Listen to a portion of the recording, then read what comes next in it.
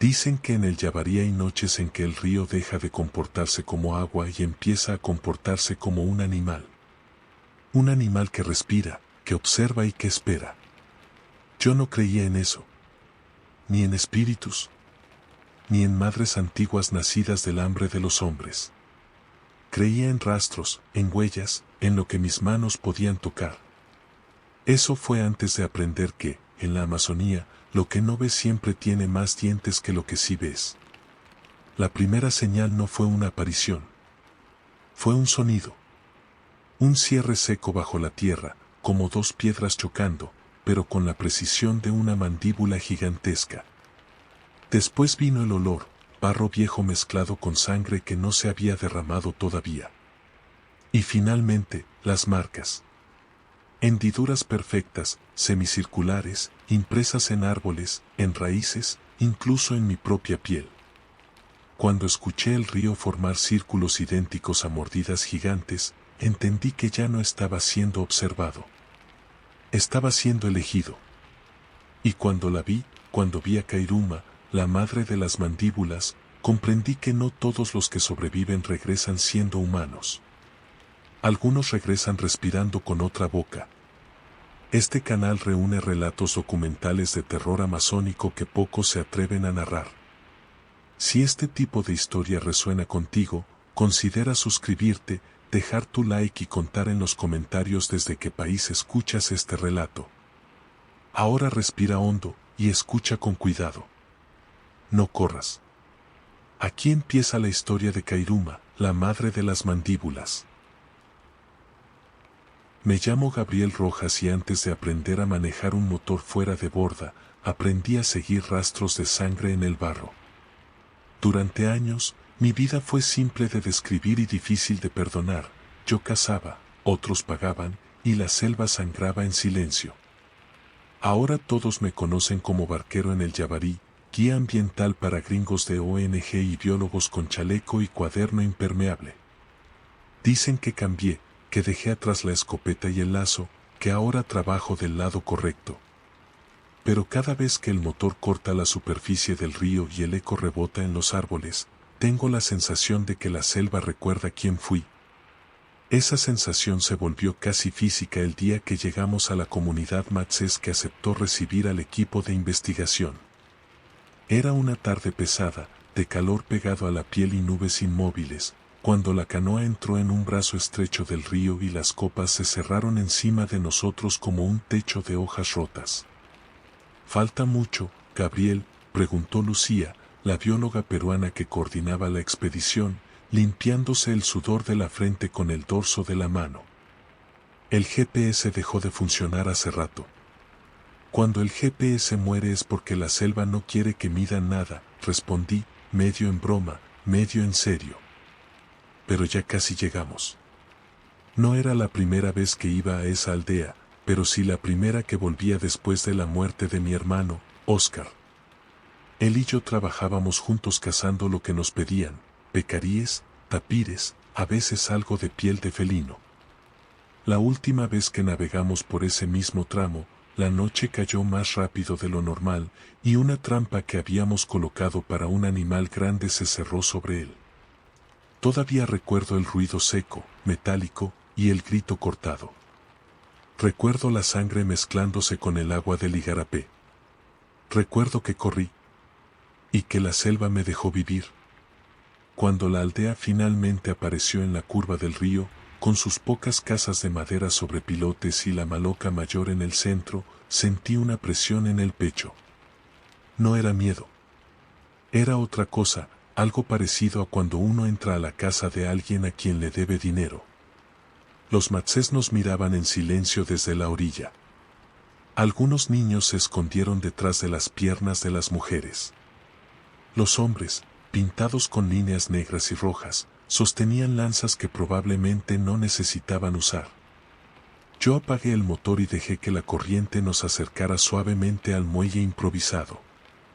El primero en hablar fue Tawe, el anciano que siempre había tratado conmigo. Tenía los ojos nublados por la edad, pero seguían clavándose en uno como si atravesaran cualquier máscara. «¿Volviste, Rojas?», dijo en su español quebrado. Pensé que la selva te había llevado también.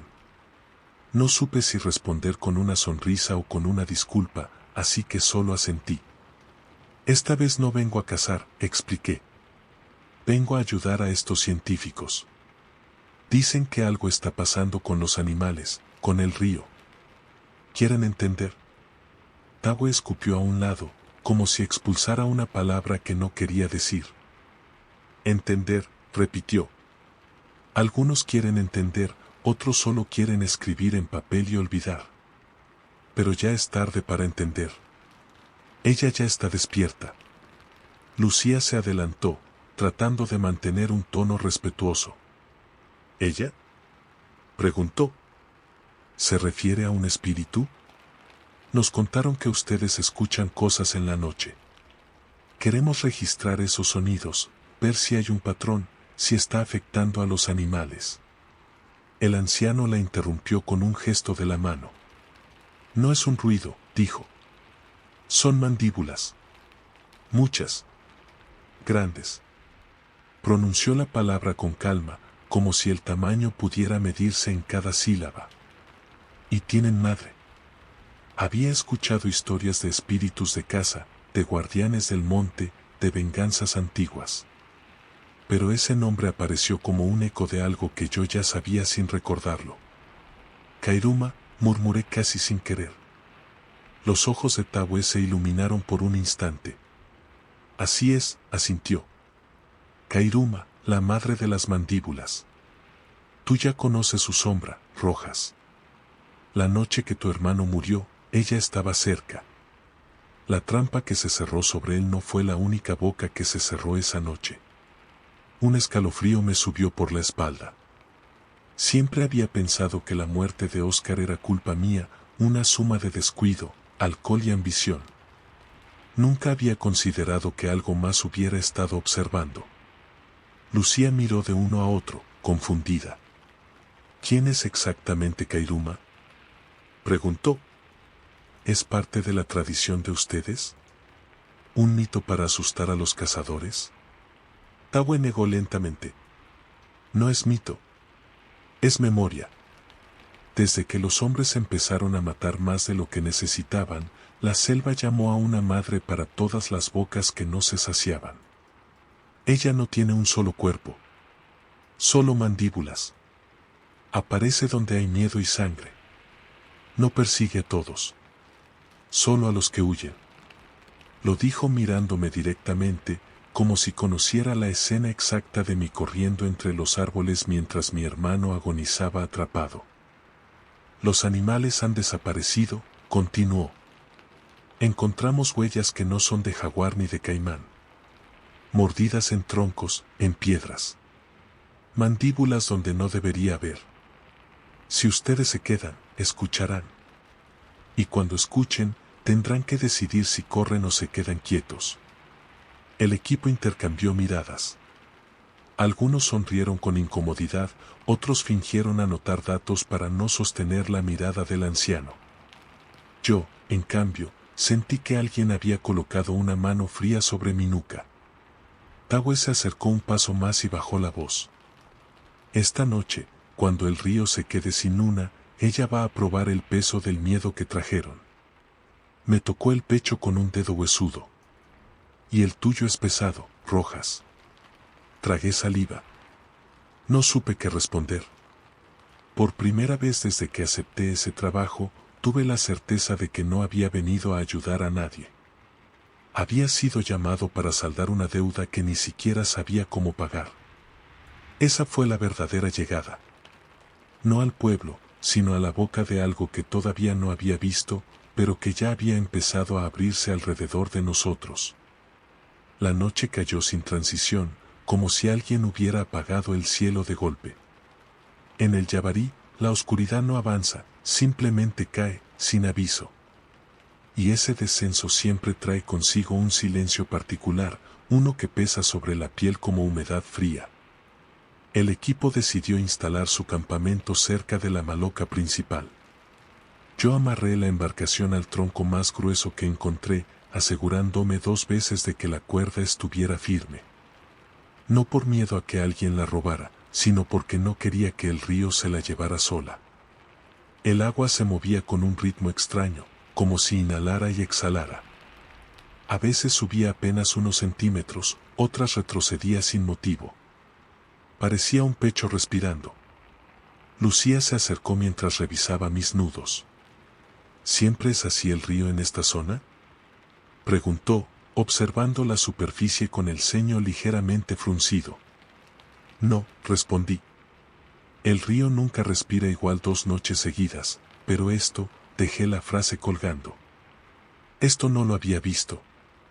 Ella anotó algo en su libreta, aunque juraría que lo hizo solo para evitar mirarme a los ojos. A unos metros, los otros biólogos descargaban equipos, sensores acústicos, cámaras térmicas, grabadoras de campo. Todo eso para registrar lo que llamaban anomalías ecológicas. Pero ninguna máquina los prepararía para lo que pasó apenas una hora después. El primer sonido vino desde el margen opuesto del río. Un chasquido profundo, seco, como si una rama gruesa hubiese sido quebrada con una fuerza lenta y deliberada. Lo escuchamos todos. Nadie lo dijo, pero ninguno de nosotros creyó que fuera una rama. Uno de los biólogos, un tipo joven llamado Ernesto, levantó la grabadora. ¿Escucharon eso?, preguntó, casi emocionado. Nadie respondió. El segundo sonido fue más cercano. No era un chasquido. Era, más preciso, como si dos superficies duras se tocaran, se midieran, se ajustaran. Algo que recordaba a una mandíbula acomodándose antes de cerrarse. Lucía miró hacia mí. ¿Eso también es normal del río? No, respondí sin moverme. El silencio que siguió fue tan tenso que podíamos escuchar nuestras propias respiraciones. Luego, de la nada, algo golpeó la superficie del agua. No como un pez saltando, más como si algo empujara desde abajo, abriendo el agua en un círculo perfecto. ¿Qué fue eso?, susurró Ernesto. Me acuclillé al borde del muelle improvisado y acerqué la linterna. No iluminé mucho, sabía que la luz atrae cosas que no quieres ver de cerca. Pero lo suficiente para distinguir un detalle. Miren la forma, dije. La superficie del río había quedado marcada por un círculo que no se dispersaba. No era espuma, no era un remolino. Era un borde. Un borde demasiado perfecto. Lucía se inclinó. ¿Un pez grande podría hacer eso? No, respondí. Ningún pez deja una marca tan simétrica. Parece, y me detuve antes de decirlo. Ella completó la frase en mi lugar. Parece una mordida. El agua volvió a moverse, esta vez más suave, como si algo enorme se deslizara bajo la superficie sin intención de esconderse. El círculo desapareció, absorbido como si el río hubiera cerrado la boca de nuevo. Los matsés observaban desde la entrada de la maloca. No parecían sorprendidos. Tampoco asustados. Era peor, parecían resignados. Uno de ellos, un joven llamado Ariti, dio un paso adelante. Ella está midiendo, dijo, con voz baja. ¿Quieres saber cuánto miedo trajeron? Ernesto soltó una risa nerviosa, más por reflejo que por humor. ¿Ella? ¿La Kairuma? Ariti no respondió. Solo miró el río, donde ahora pequeñas ondas comenzaban a formarse en patrones demasiado regulares. Lucía intentó volver a su papel científico. Tenemos que registrar todo esto. Puede ser un patrón hidrodinámico, una corriente subterránea, incluso una migración de... Escucha antes de explicar, interrumpió Tawe, apareciendo detrás de nosotros sin hacer ruido. Este río no se mueve con agua. Se mueve con hambre. Nos giramos todos hacia él. Su expresión era tan grave que nadie se atrevió a hablar. Ella está despierta, continuó el anciano. Y la primera señal siempre aparece en el río. Antes de ver mandíbulas en los árboles, antes de oler la carne vieja, siempre empieza aquí. donde las primeras bocas aprendieron a cerrar. Tragué saliva sin querer. ¿Y qué hacemos?, preguntó Lucía. Nada, respondió Tawé. Observar. Quedarse quietos. No correr. ¿Nunca correr? Ernesto levantó la mano como si estuviera en un salón de clases. Pero, ¿correr de qué? El anciano lo miró largo rato antes de contestar. De las bocas que aún no viste. Un escalofrío recorrió al grupo. Y entonces, como si la selva respondiera a sus palabras, escuchamos un nuevo sonido. No venía del río. Venía del bosque. Era un golpe seco, repetido, como madera siendo presionada desde adentro. Todos miramos hacia la línea de árboles. Un tronco grueso tenía una marca reciente, 2 hendiduras profundas, paralelas, perfectamente curvas. Como dientes gigantes incrustados en madera viva. Ernesto dio un paso atrás. Su respiración se aceleró. Y en ese instante, todos entendimos que la noche recién había comenzado. El amanecer llegó sin color. La luz que entraba entre los árboles era cenicienta, como si la selva hubiese filtrado cualquier rastro de claridad. Dormimos poco o nada. Algunos miembros del equipo pasaron la noche revisando grabaciones, otros, mirando fijamente el río, esperando que no volviera a moverse de aquella manera inquietante. Tawé insistió en que debíamos internarnos en el monte temprano, antes de que el calor abriera las bocas del suelo. No preguntamos qué quería decir. Ninguno quería escuchar la explicación completa. Nos adentramos por un sendero estrecho, marcado por troncos de árboles caídos y raíces gruesas como serpientes fósiles. Yo iba al frente, machete en mano, abriendo paso. No por valentía, era instinto. Siempre había caminado así cuando cazaba. Y aunque ya no lo hacía, el cuerpo recordaba. El olor fue lo primero que cambió. Un aroma a barro fermentado, mezclado con algo peor, carne vieja. No la carne en descomposición que atrae moscas, sino ese olor denso que queda impregnado en las manos de un cazador después de despellejar un animal grande. ¿Hueles eso?, preguntó Lucía detrás de mí.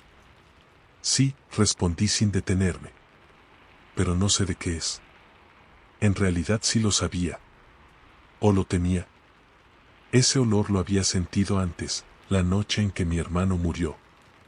Caminamos varios minutos hasta que Ernesto, que parecía especialmente nervioso, se detuvo en seco. Esperen, dijo, agachándose. Miren esto. En el tronco de un árbol caído había una marca perfecta, un semicírculo profundo, con surcos en forma de dientes. No correspondía a ningún depredador conocido. Las fibras de la madera estaban desgarradas hacia afuera, como si algo hubiese mordido desde adentro del árbol tratando de salir. No puede ser, susurró Ernesto. Esto es enorme. Debió usar una fuerza brutal. Tawé negó lentamente. No es fuerza. Es hambre. Ernesto retrocedió un paso, tropezando con una raíz. Le temblaban las manos, y la grabadora golpeaba su pecho con cada respiración acelerada. Esto es absurdo, dijo. No hay registro de un animal que... Un ruido lo interrumpió. El sonido vino del suelo, no de los árboles. Un golpe profundo, como si 2 piedras gigantes chocaran entre sí. Luego otro, y otro más, como si algo invisible abriera y cerrara sus mandíbulas bajo la tierra. Lucía me miró, pálida. ¿Eso es? Sí, respondí. Mandíbulas. El sendero vibró apenas, lo suficiente para que las hojas sueltas temblasen. Ernesto dio otro paso atrás, y otro, y otro. Su respiración era un jadeo descontrolado. No te muevas, dije de inmediato. Quédate donde estás. Pero era tarde. El pánico ya lo había tomado por completo. No. No quiero estar aquí, exclamó, mirando en todas direcciones.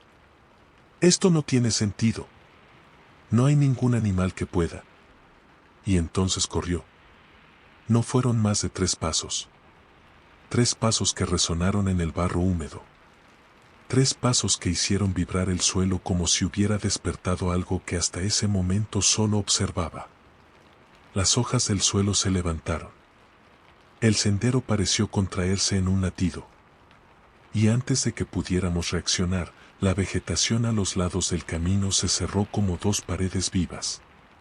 Un tronco frente a nosotros se abrió en silencio.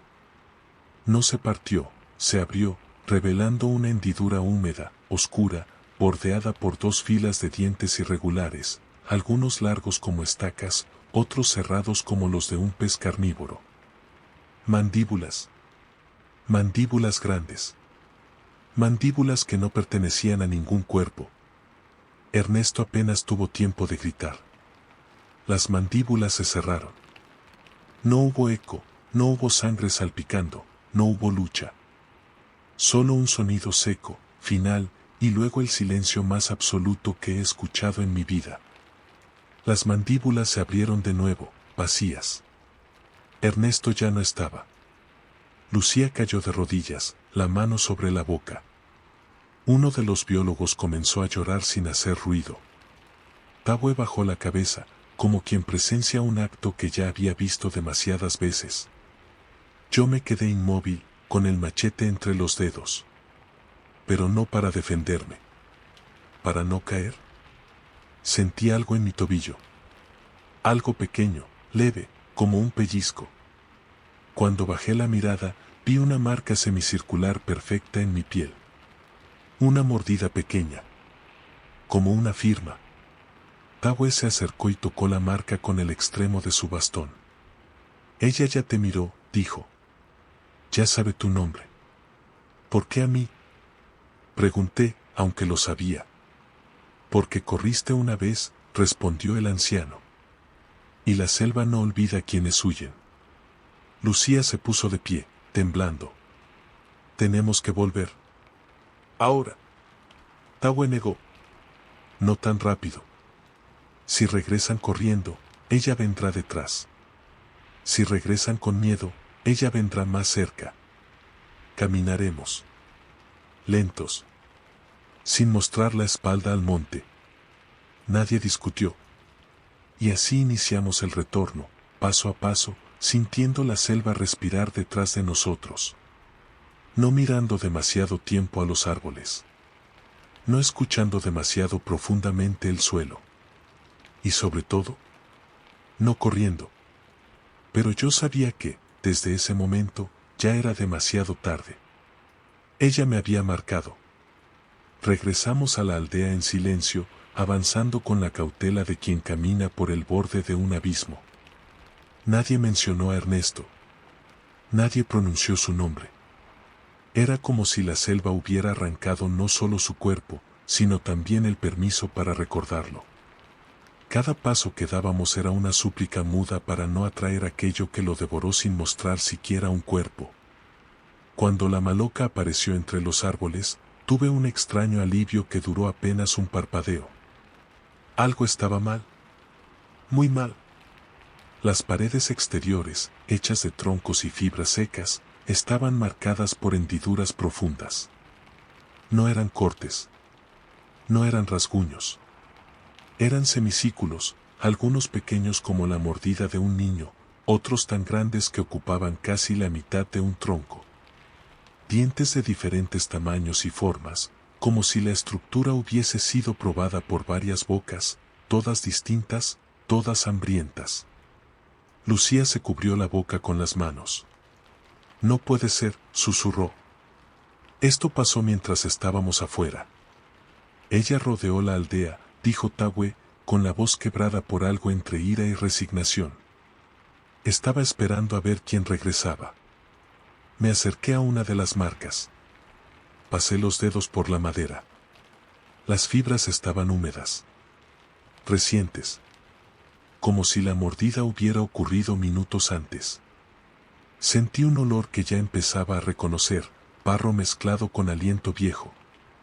No podemos quedarnos aquí, dijo uno de los biólogos, retrocediendo. Ella está demasiado cerca. ¿A dónde quieres ir? Pregunté. La selva está cerrada. El río respira distinto. No hay salida segura. El biólogo no respondió. No había respuesta posible. Entramos a la maloca. El interior estaba oscuro, con humo suspendido en el aire, como si el fuego central hubiese sido apagado bruscamente. Los niños y mujeres se agrupaban en un rincón, rígidos, silenciosos. Algunos miraban hacia el techo, como si esperaran que algo cayera desde arriba. Apenas crucé la entrada, sentí un tirón leve en la pierna. Bajé la vista. Un diente. Un diente humano, pequeño, incrustado en el borde de mi bota. Lo arranqué con cuidado. Tenía un fragmento de carne blanda pegado a la raíz. Lucía vio mi expresión. ¿Qué es eso?, preguntó, con un hilo de voz. Le mostré el diente. Es de la misma forma que el que encontramos en el bote anoche, dijo ella. Pero, este está fresco. Tabue se acercó, tomó el diente y lo sostuvo contra la luz débil. Kairuma deja dientes donde quiere entrar, explicó. Donde quiere oler. Donde quiere probar. Cada diente es una puerta abierta. Se me erizó la piel. ¿Puerta abierta a qué? A ustedes, respondió. A su miedo. Me senté un momento, sintiendo un cansancio que no correspondía a la caminata. Era más profundo, como si la marca en mi tobillo drenara algo de mí. Lucía se arrodilló a mi lado. «Gabriel, ¿te duele?», preguntó, rozando la piel con la punta de los dedos. Negué, pero era mentira. La mordida ardía.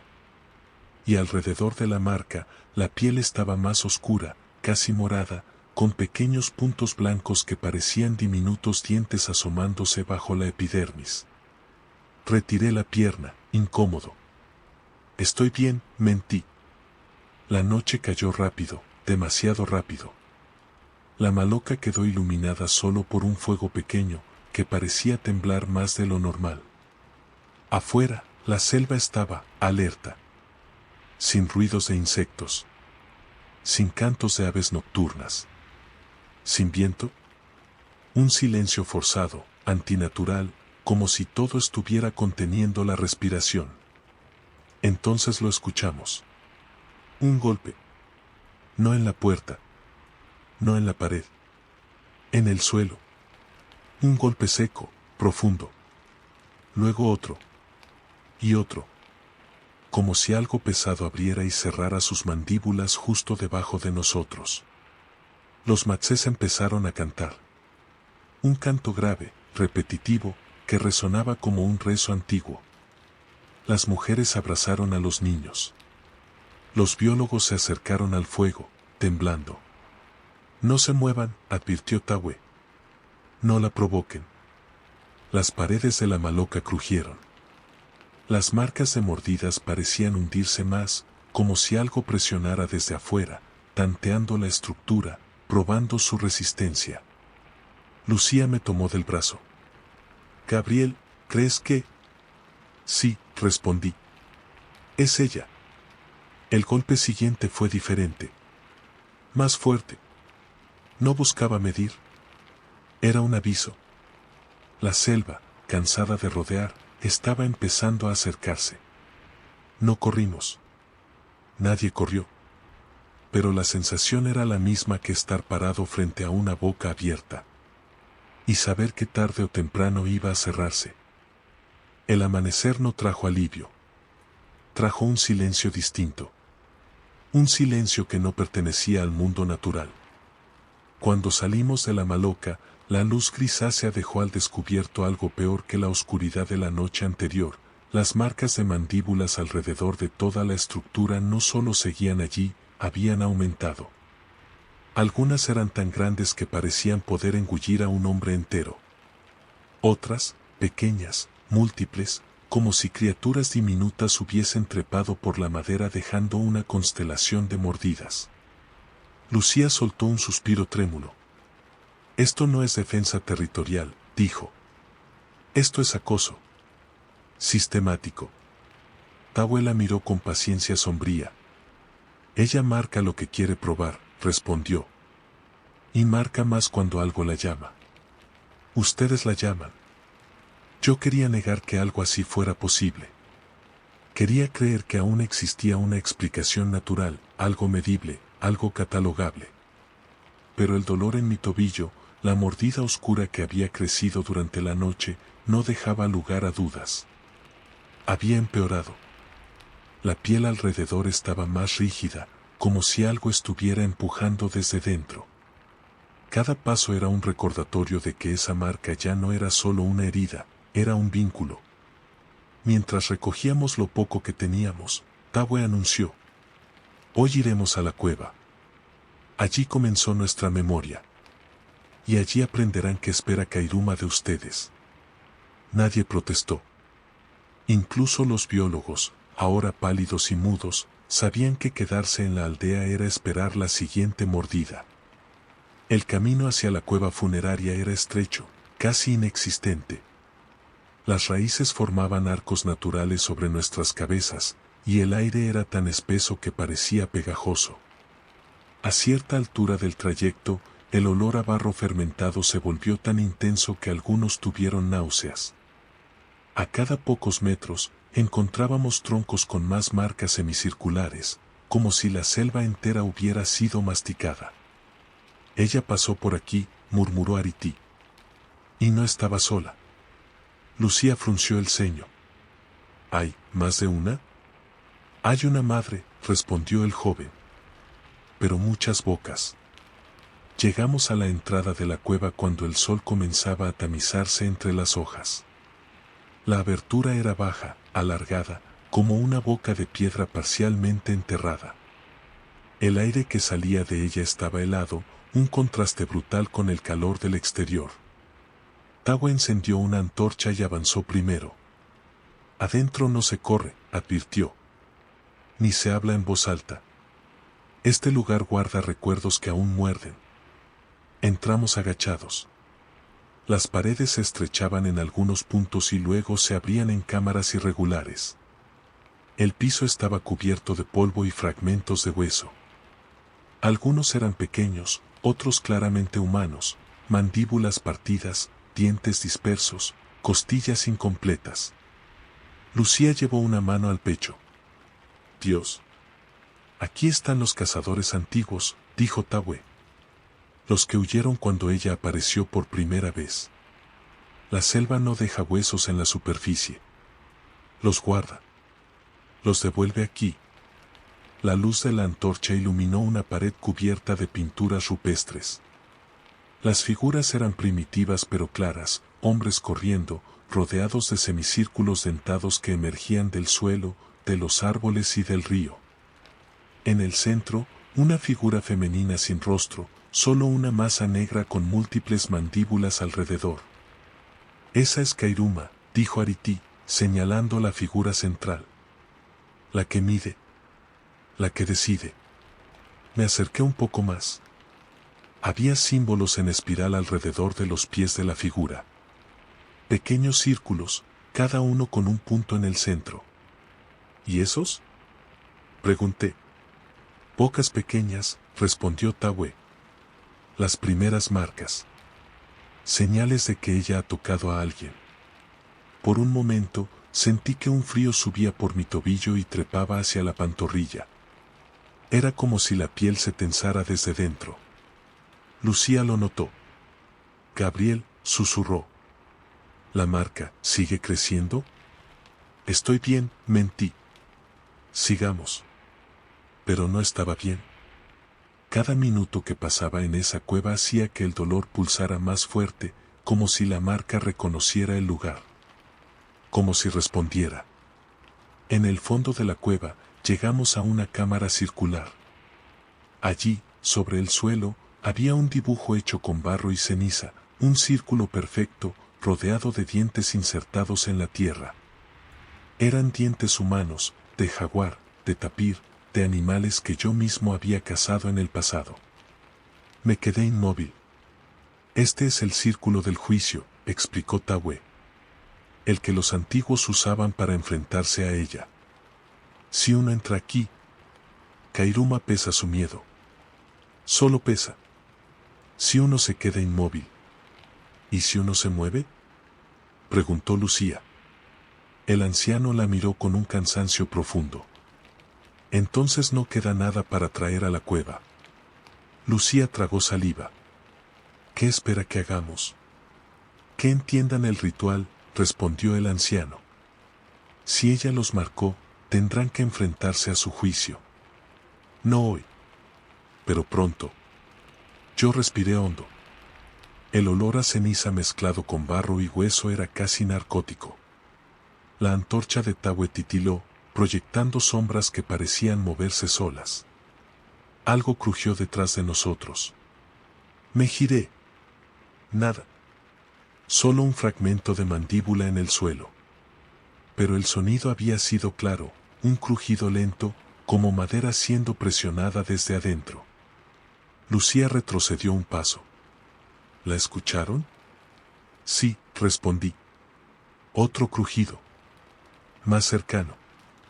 La antorcha pareció encogerse un instante, como si el aire se hubiese tragado parte de la llama. Tahue se volvió hacia nosotros. No teman, dijo.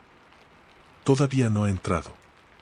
Las pinturas en la pared parecieron vibrar con un eco mudo. El aire se volvió más denso. Más frío. Me apoyé contra la pared para estabilizarme y sentí algo bajo mis dedos. Marcas. Marcas de mandíbulas pequeñas. Recientes. La piedra estaba húmeda, como si algo invisible hubieran mordido allí hacía segundos. Sentí un temblor involuntario recorrerme el brazo. Tenemos que salir, dije. Ahora. Tahue asintió. Sí. Ya vio que estamos aquí. No debemos quedarnos más. Mientras retrocedíamos hacia la entrada, la cueva emitió un sonido nuevo. No un crujido. No un golpe. Algo más profundo. Como si toda la tierra estuviera abriendo una boca gigantesca. Lucía me tomó el brazo. Gabriel, tu pierna. Miré hacia abajo. La marca en mi tobillo ya no era solo una mordida. Estaba más abierta. La piel alrededor se había levantado en pequeños surcos, como si dientes diminutos estuvieran emergiendo bajo la piel. El dolor ya no era punzante. Era rítmico. Como si algo dentro de mí también quisiera morder. Salimos de la cueva justo cuando el sol desaparecía detrás de los árboles. El canto de los pájaros había cesado. El río, en la distancia, parecía respirar otra vez. Ya no hay tiempo, dijo Tahue, mirando hacia la selva.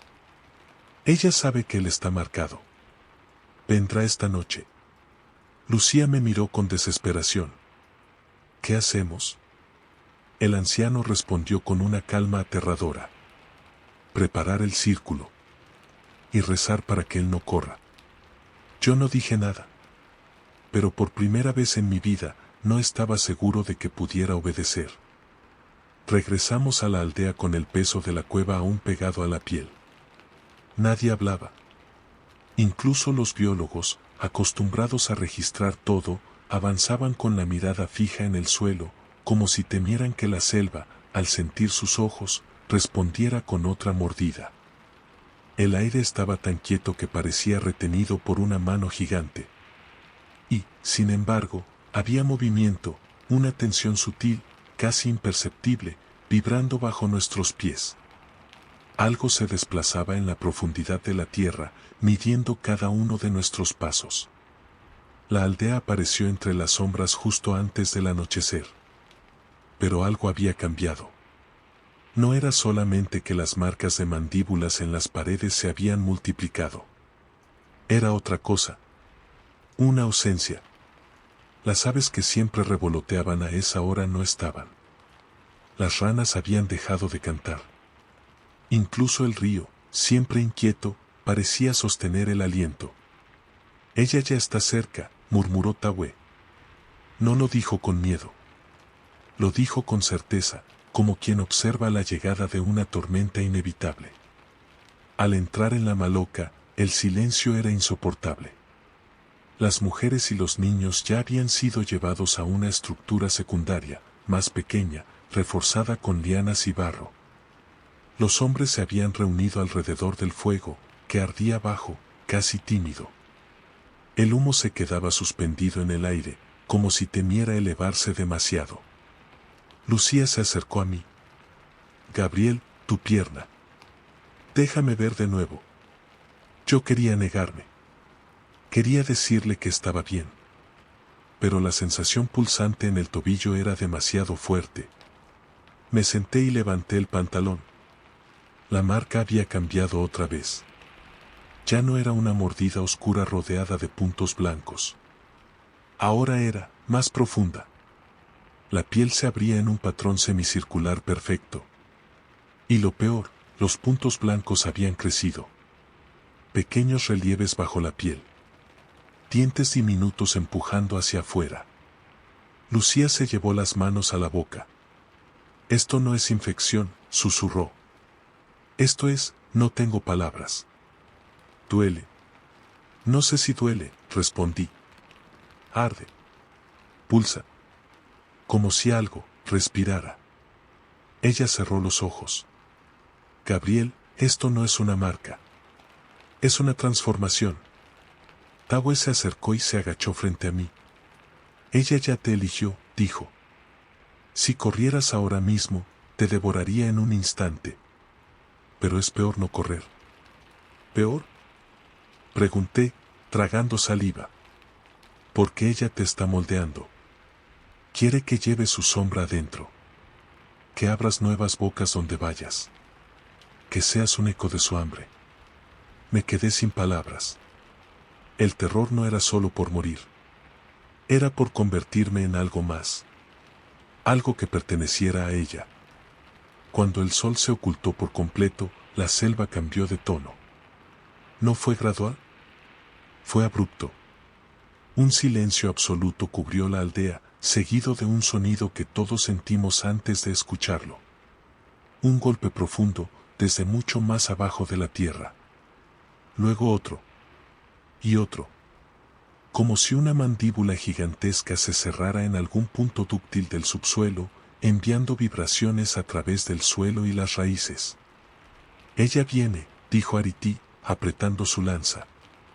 Las paredes de la maloca crujieron. No por el viento. No por el calor. ¿Por presión? Como si docenas de mandíbulas invisibles las presionaran desde afuera, tanteando los puntos frágiles. El fuego se agitó. El humo tomó dirección, escapando por una abertura lateral, como si algo lo inhalara. Lucía retrocedió. Gabriel, el círculo. Tenemos que preparar el círculo ahora. Salimos a la explanada central, donde los matsés comenzaron a esparcir barro oscuro mezclado con ceniza y dientes. Dientes de animales. Dientes humanos. Dientes antiguos, rotos, afilados, enterrados parcialmente en el barro como puntas de una corona fúnebre. El círculo tomaba forma alrededor de un espacio vacío donde yo debía entrar. La voz de Tawe retumbó en la oscuridad. Mientras estés dentro, no debes moverte. No debes llorar. No debes mirar hacia atrás. No debes correr. Si lo haces, ella partirá tu cuerpo en un solo cierre de boca. Si no lo haces, puede dejar parte de ti vivo. No dijo puede dejarte vivir. Dijo parte de ti. Lucía tomó mi muñeca. No dejes que te tome. Prométeme que no vas a huir. No lo intentaré, dije, aunque no estaba seguro de poder cumplirlo. Porque el sonido empezó. No un solo golpe. No una sola mandíbula. Decenas. Mandíbulas cerrándose en árboles, en troncos, en raíces, en el aire. La selva se movió. No avanzó. No se agitó. Se movió como un animal gigantesco arrastrándose alrededor de la aldea, rodeándonos. Y entonces lo vimos. Una raíz gruesa, tan gruesa como mi torso, se partió por la mitad. No se quebró, se abrió.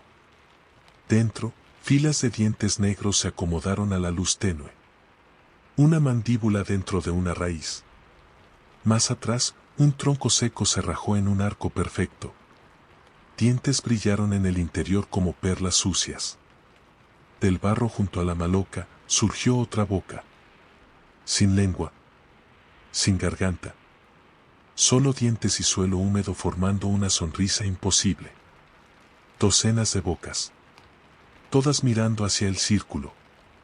Gabriel, dijo Lucía. Entra. Yo di un paso hacia adelante, sintiendo cada fibra de mi cuerpo suplicar que corriese hacia el río y me lanzara a la oscuridad. Pero cada músculo, cada respiración, cada recuerdo me empujaba hacia el círculo. Hacia el único lugar donde ella no podía devorarme de inmediato. Entré.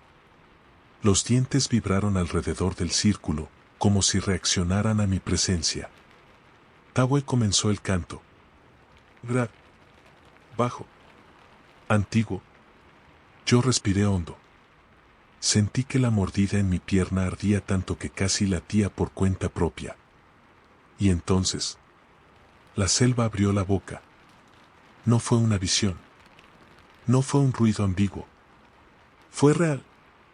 Toda la oscuridad frente a mí se unió, como si las sombras se plegaran hacia adentro, revelando una figura inmensa, sin contornos precisos, compuesta de bocas fragmentadas, de trozos de mandíbulas flotantes, de dientes suspendidos en el aire. Era ella. Kairuma. Y estaba muy cerca. Lucía gritó mi nombre, pero no la escuché. Todo mi mundo se redujo a la figura frente a mí y a una regla que ahora entendía con una claridad brutal. Solo devora a los que huyen. ¿Y yo? ¿No debía correr? Aunque todo en mí me suplicaba hacerlo. Aunque mi cuerpo empezaba, poco a poco, a abrir sus propias pequeñas bocas. Cuando Kairuma extendió la primera mandíbula hacia el borde del círculo, sentí un tirón profundo en mi pierna. La mordida brilló bajo mi piel. Y supe, con una certeza tan visceral como el miedo, que esto ya no era solo sobre sobrevivir. Era sobre transformarme. O ser devorado. Y la noche recién comenzaba. Kairuma no avanzó, apareció. Como si siempre hubiera estado allí, esperando que yo entrara al círculo para mostrarse. La figura era imposible de describir sin sentir que las palabras pierden sentido. No tenía un cuerpo, pero sí tenía presencia. No tenía rostro, pero sí una intención. Era una amalgama de sombras densas salpicadas por mandíbulas suspendidas, como fragmentos de animales diferentes que orbitaban un centro vacío. Era como mirar un abismo hecho de dientes. Los dientes se abrían y cerraban sin sonido. No necesitaban chasquear para que yo entendiera lo que significaban. La selva entera estaba inclinada hacia ella. Y yo era el único punto inmóvil en medio de su hambre. El dolor en mi pierna se intensificó. La mordida vibraba, pulsaba, ardía como si algo dentro de mí respondiera a su presencia, como si ella me llamara por un nombre que no era humano. Sentí un latido en mi tobillo.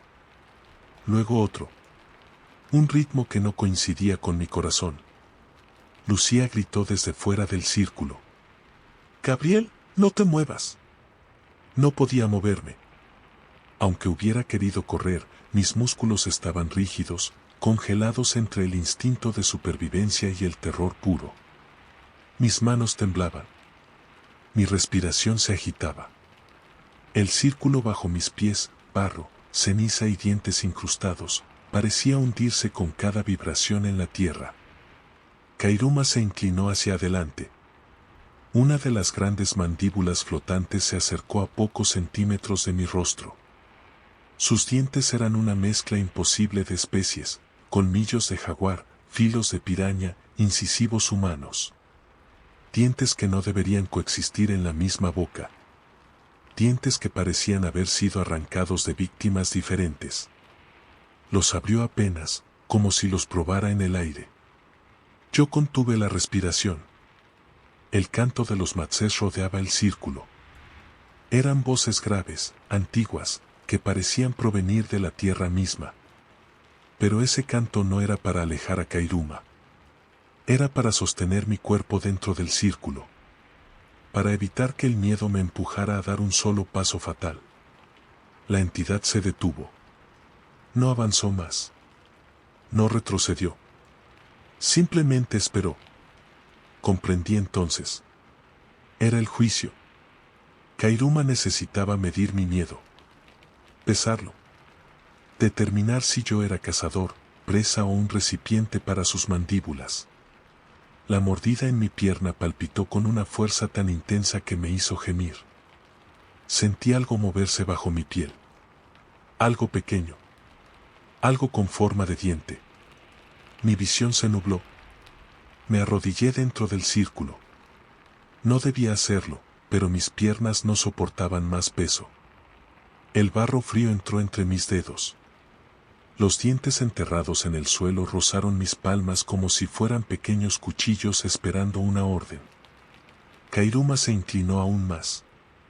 Una mandíbula pequeña, casi infantil, emergió del vacío en el centro de su figura, acercándose lentamente a mi rostro. Aquellos dientes eran distintos, pequeños, cortos, casi delicados. Eran exactamente iguales a los dientes que habían empezado a crecer bajo mi piel. Lucía gritó otra vez. Gabriel, mírame. No mires a la boca. Intenté obedecer, girar apenas el cuello, pero la mandíbula infantil me seguía, como si supiera exactamente dónde estaba mi mirada. Podía sentir su aliento frío en mi mejilla, aunque no tenía garganta, ni pulmones, ni lengua. Me quedé inmóvil. El canto ritual se volvió más intenso. Las voces temblaban, como si cada sílaba fuera arrancada de un lugar más profundo que la garganta de los hombres que cantaban. Kairuma reaccionó. Todas sus mandíbulas se abrieron al mismo tiempo. No hicieron ruido, pero sentí un impacto en el pecho, como si mi corazón hubiera perdido un latido entero. La presión del aire cambió. Los árboles alrededor de la aldea se inclinaron hacia el círculo.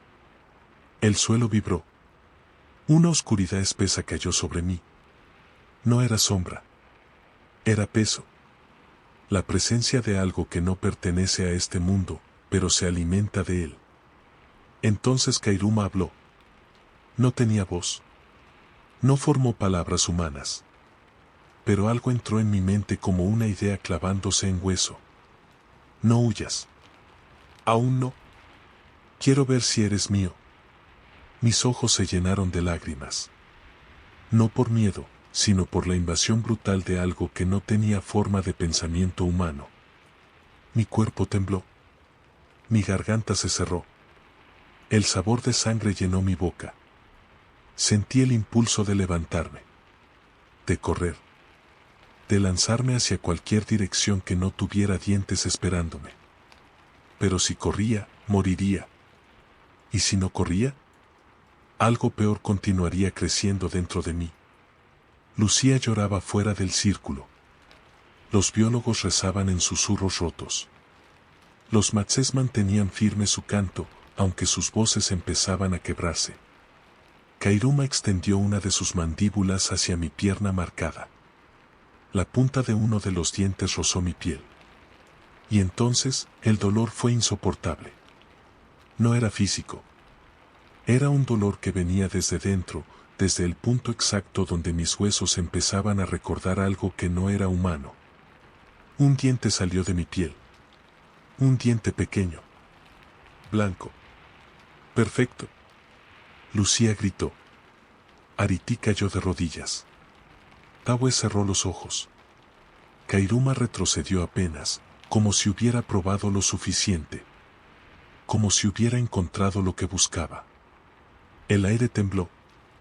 Las mandíbulas se cerraron todas a la vez, sin sonido, y luego la figura entera comenzó a disolverse entre las sombras, retirándose hacia el borde de la selva.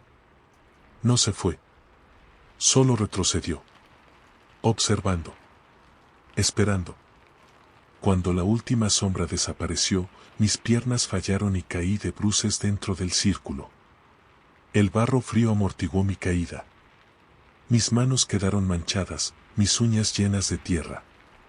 Respiré. Una vez, 2, 3. Y entonces llegó la parte más aterradora. Me sentí aliviado. Como si su juicio hubiera sido favorable.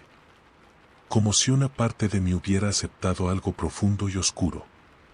Como si ya no fuera solo Gabriel, sino alguien o algo que Kairuma estaba moldeando lentamente. No sabía qué significaba eso, pero sabía que ella volvería. Tal vez esa misma noche. Tal vez cuando el dolor regresara. Tal vez cuando el siguiente diente empezara a crecer. Y yo no sabía si podría seguir resistiendo. No recuerdo haberme levantado. Solo recuerdo el barro frío bajo mis manos, las voces apagándose lentamente detrás de mí y el pulso irregular de la mordida en mi pierna, marcando un ritmo que no era humano. Cuando por fin pude volver a respirar sin que el pecho me ardiera, ya estaba fuera del círculo ritual. La noche seguía allí, suspendida, sin moverse, como si el tiempo mismo temiera avanzar. Lucía corrió hacia mí primero. Sus manos temblaban al tocar mis mejillas. «Gabriel, ¿estás vivo? ¿Puedes oírme?» Asentí, aunque no estaba seguro. Las voces alrededor sonaban lejanas, como si estuvieran detrás de un muro de agua. Ariti y otros matsés formaron un semicírculo alrededor. Nadie cruzó el borde del círculo de barro y dientes, aunque yo ya había salido. Era respeto. ¿O miedo? ¿Qué fue lo que pasó?, susurró uno de los biólogos. ¿Ella se fue? Tawe negó lentamente. No se va. Solo cambia de sombra. No quise escuchar más. Ni siquiera podía sostenerme en pie. El dolor en la pierna había bajado, pero eso era peor. Lo sentía adormecido, latente, como si la marca se hubiera hundido hacia un lugar más profundo dentro de mí. Lucía intentó ayudarme a caminar hacia la maloca, pero la detuve. «¿El río?», dije. «Necesito ir al río». «¿Estás loco?», replicó ella. «Es de noche. Ella nos rodea. El río es lo primero que toca». «Y justamente por eso», respondí, sin saber de dónde venían mis palabras. «Ella quiere que vaya». Lucía retrocedió. Por un instante, vi miedo en sus ojos. No hacia la selva. Hacia mí. El sendero hacia el muelle era corto, pero esa noche parecía interminable. La luz de las antorchas proyectaba sombras alargadas en los troncos, y cada raíz parecía moverse apenas, como si reconociera mi paso. Los matsés nos seguían a distancia. No para ayudarme, sino para testificar lo que iba a ocurrir. El río Yabarí estaba quieto. Demasiado quieto. Las aguas oscuras reflejaban una luna fragmentada que temblaba con cada respiración del bosque. «Gabriel, por favor», susurró Lucía. «Solo mírame», respondí. «Si corro, muero. Si salto, muero. Si la desafío, muero. Pero si no hago nada, algo dentro de mí terminará creciendo». Ella apretó los labios, intentando no llorar. Me arrodillé al borde del muelle improvisado. El agua olía a barro antiguo, a hueso mojado, a algo que siempre estuvo allí, esperando a que alguien lo escuchara. Y entonces lo vi. Círculos en la superficie. No remolinos. No ondas. Círculos perfectos, como huellas de dientes invisibles emergiendo bajo el agua. Kairuma. No en forma de sombra. No en forma de mandíbula. En forma de respiración. Sentí el tirón en la pierna. No doloroso. Más bien como un recordatorio. Ella está contigo. Tú eres parte. Tú eres boca. Mis manos temblaron. ¿Qué quería de mí? ¿Por qué me eligió? ¿Por qué no me devoró? Las respuestas no vinieron en palabras. Vinieron en imágenes, en sensaciones, en un impulso profundo que subió desde mi pierna hacia mi pecho, hacia mi mandíbula, hacia mis dientes. Me incliné sobre el agua. Gabriel, susurró Lucía detrás de mí. Por favor, no lo hagas. Pero no sabía qué iba a hacer. No tenía control sobre el impulso. El agua se abrió. No fue un animal. No fueron brazos. Fueron dientes. Dientes enormes, curvados, emergiendo apenas por la superficie, como si un círculo invisible estuviera ascendiendo desde las profundidades. No se cerraron. No me atacaron. Solo se quedaron ahí, respirando conmigo. Sentí un calor extraño en mi boca. Me llevé la mano a los labios. Y sentí un diente. Un diente nuevo. Fino. Filo como una navaja. No era mío. Lucía jadeó. No, no. Dios mío. Gabriel. Tawe habló con la voz baja, como si contara un secreto viejo. Ella no lo quiere muerto. Lo quiere cambiado. Los que huyen, mueren. Los que son marcados, sirven. La palabra sirven me atravesó como un disparo. ¿Qué significa eso? Preguntó Lucía, con desesperación. ¿Qué significa servir? Tawe me observó largo rato. Que él llevará su hambre a otros lugares. Que abrirá nuevas bocas donde ella no puede entrar. Que será un puente entre la selva y el resto del mundo. Me llevé ambas manos a la boca. No quería creerlo. No quería sentirlo. Pero bajo mis dedos, mis dientes estaban cambiando. Algunos se afilaban. Otros parecían moverse apenas, como si tuvieran vida propia. El río respiró otra vez. Los círculos se expandieron, acercándose al muelle. Lucía me abrazó por detrás, intentando contenerme. No la escuches, dijo. No le respondas. Pero ¿cómo no responder a algo que ya estaba dentro de mí? Mi pierna ardió. El diente en mi piel se movió. El nuevo diente en mi boca brilló con la luz de la luna. Y entonces lo entendí. No estaba peleando por mi vida. Estaba peleando por lo que quedaba de mi humanidad. El agua se cerró de golpe. Las mandíbulas se hundieron lentamente, desapareciendo sin prisa, como si supieran que no tenían que correr. Que yo volvería. Que ya era suyo.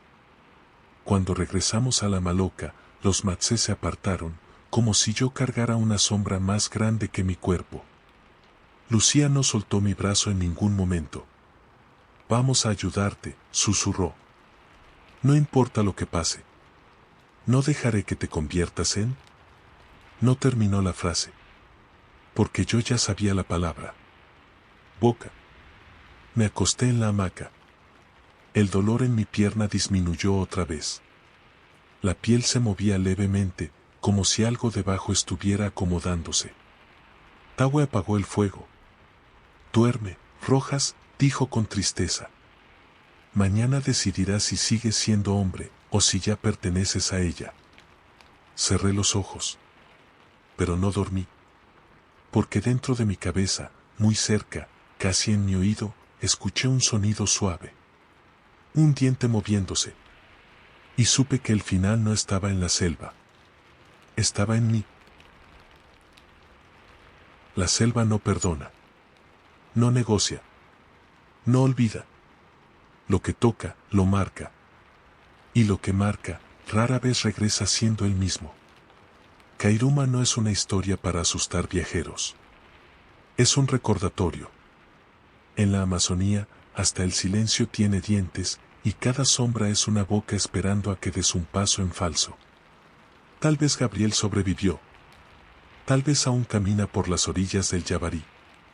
Pero quienes lo han visto dicen que ya no sonríe igual, y que cuando el río respira, él respira al mismo ritmo. Si este relato dejó inquietud en tu ánimo, considera suscribirte para explorar más registros como este. Deja tu like para apoyar este archivo de sombras y comenta qué criatura o leyenda deseas escuchar en el próximo relato. La selva nunca cierra todas sus bocas. Solo espera.